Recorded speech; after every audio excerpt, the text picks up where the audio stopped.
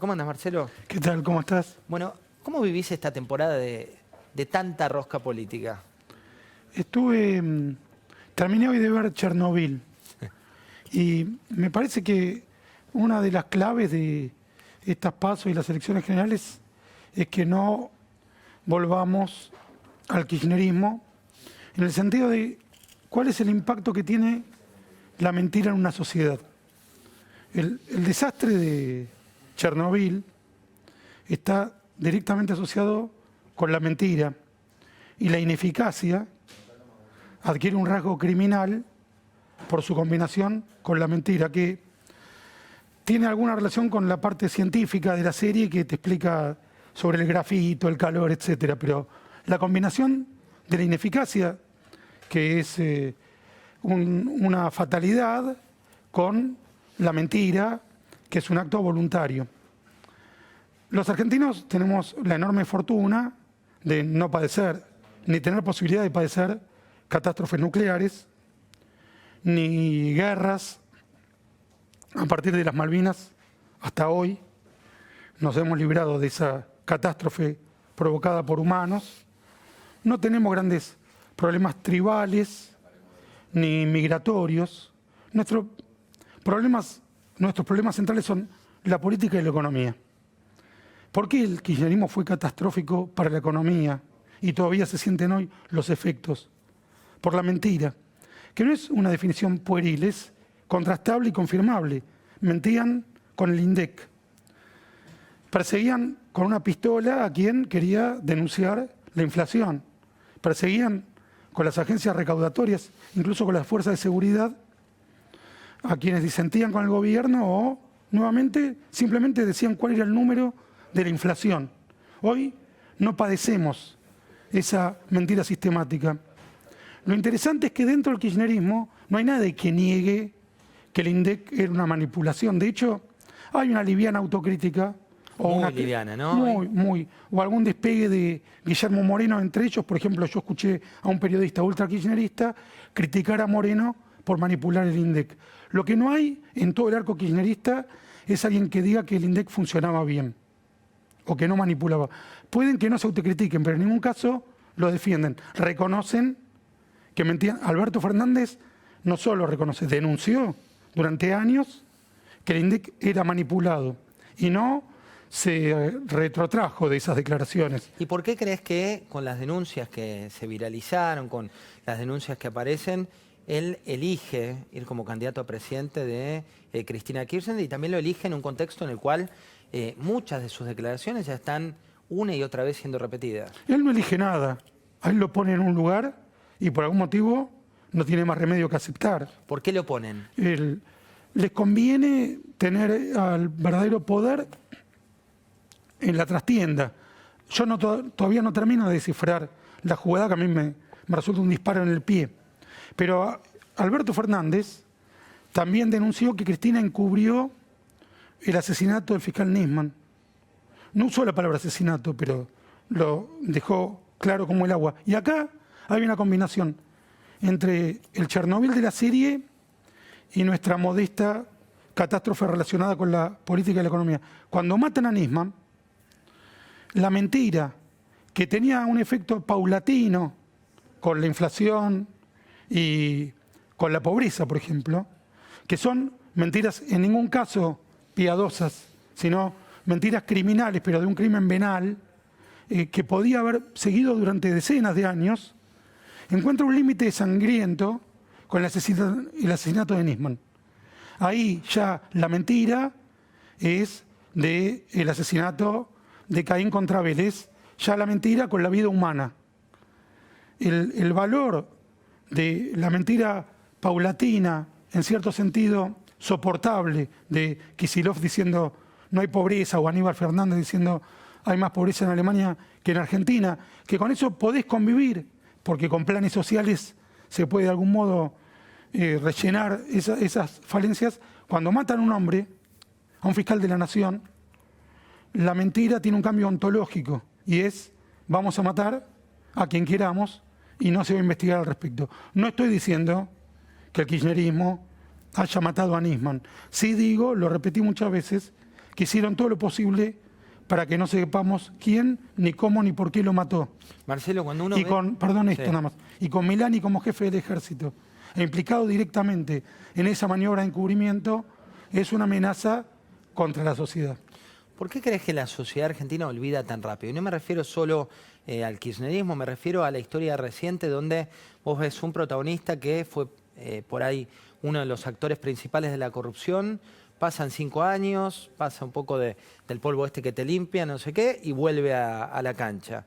Lo mismo está pasando, digo, uno lo ve hoy a Axel Kicillof y la verdad es que era una persona que iba plaza por plaza y hablaba solo, y hoy tiene muchos votos, tiene gente que lo Kicillof busca. tiene un libro en donde habla de cómo solucionar la grieta, pero yo lo recuerdo entrando a la redacción del diario Clarín, insultando a los accionistas mientras Moreno llamaba a que venga la policía. En la asamblea de directorios, por supuesto, prácticamente para cerrar el diario. Con la policía de Kicillof estaba ahí, fue parte de ese fascismo que persiguió a los que pensaban distinto. ¿Por qué parte de la sociedad, yo no sé si olvida, convalida? Para mí es un enigma. Buena parte de nuestro pensamiento colectivo, porque somos paradójicos, somos el país que fue la cabecera de playa de la democracia en la región. El juicio a las juntas, dirigido por Alfonsín, resistido por los kirchneristas, cuando eran primero luderistas y luego menemistas, fue un ejemplo para el mundo.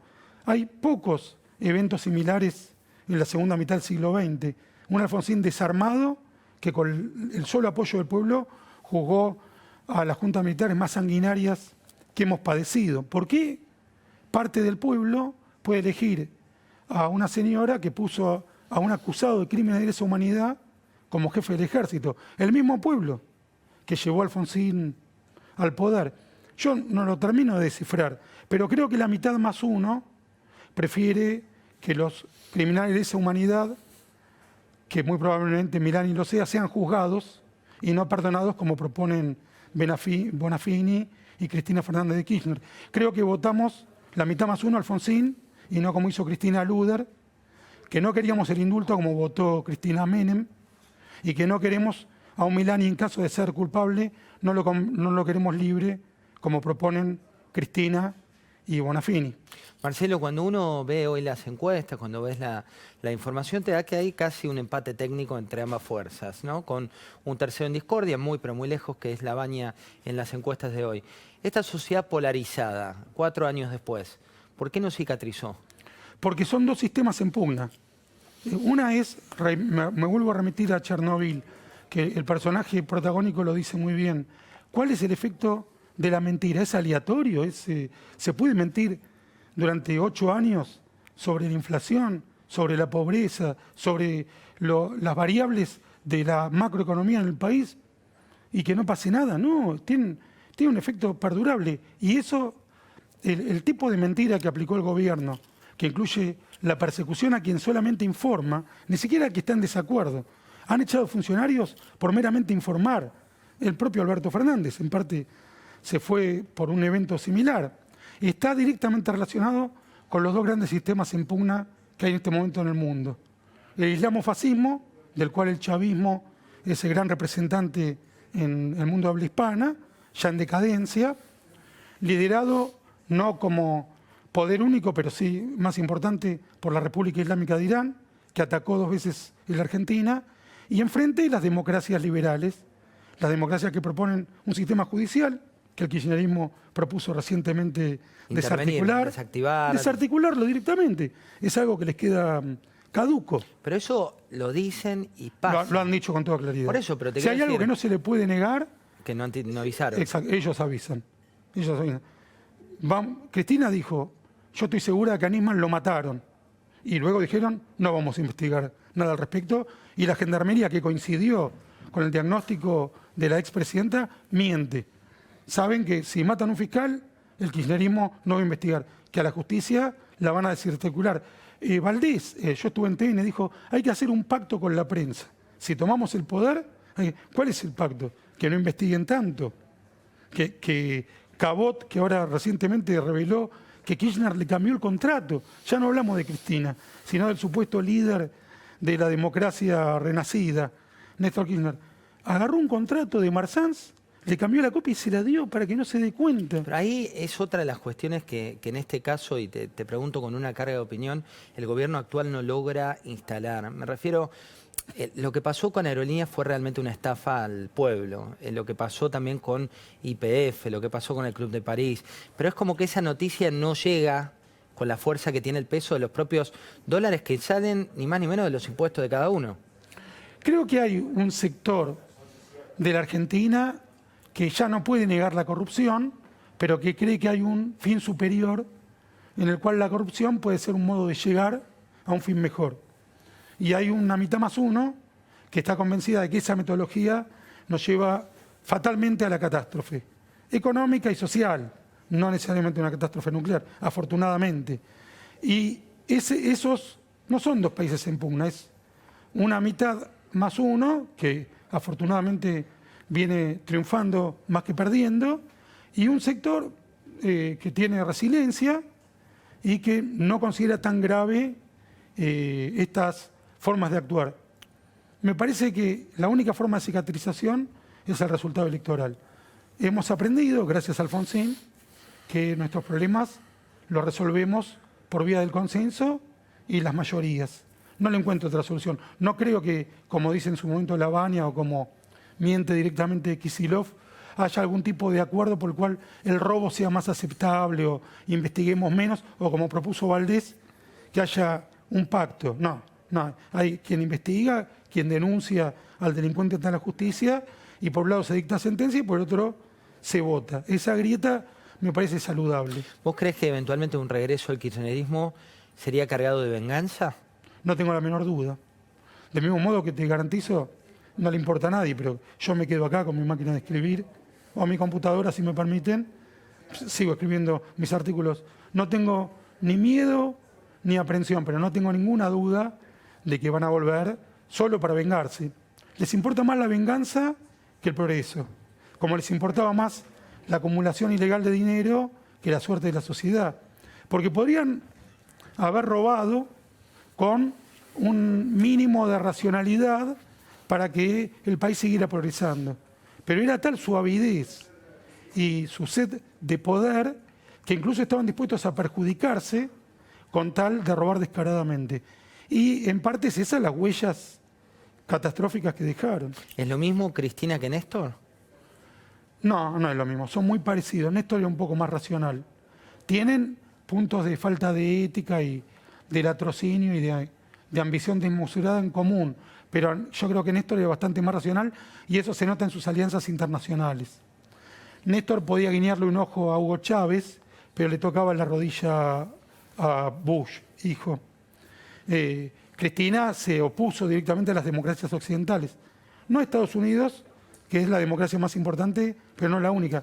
Cristina rompió amarras con el mundo libre, se apartó de cualquier posibilidad de negociación con los mercados que trabajan en base a la productividad y se asoció con Chávez y con la República Islámica de Irán, a la cual había castigado duramente en uno de los mejores discursos que se dio en la ONU sobre el ataque de la República Islámica de Irán contra la Argentina en el atentado contra la AMIA. Dio una vuelta a carnero que todavía hoy no terminamos de entender. ¿Y qué te dice eventualmente un triunfo de Kicillof frente a Vidal? ¿Qué es para la política argentina? Y un desastre político, que no es un desastre nuclear. Sería una vuelta atrás que nos llevaría a una edad de piedra política casi prealfonsinista. ¿Y por qué crees que hay agua para ese cultivo, digamos? Yo lamentablemente no tengo todas las respuestas. Sí, cada una de las cosas que te digo las puedo comprobar, las asevero, pero no terminan de responder ese appealing que tienen figuras como Kicillof que, reitero, entraron al edificio de Clarín con la Fuerza Armada a interrumpir la libertad de expresión en la Argentina. Y además que negaba la pobreza, ¿no? Decía directamente, no vamos a dar la cifra de pobres, alegremente. No podemos considerar que este gobierno incrementó la pobreza porque da las cifras. No podemos tener ese pensamiento mágico de que si no lo decimos no existe.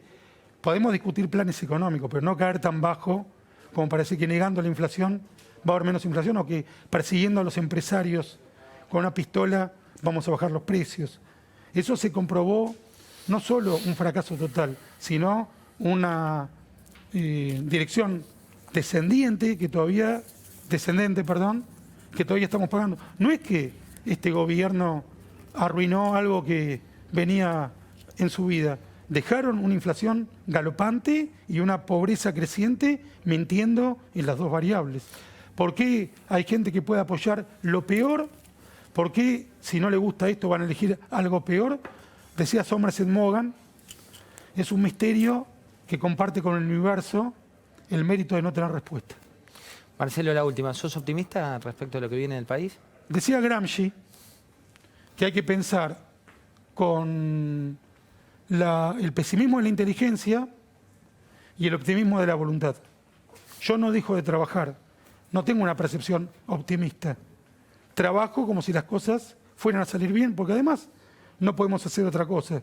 Si hay algo que nunca va a salir mal, es trabajar. Entonces trabajo con la voluntad del optimista y pienso con el pesimismo de la inteligencia.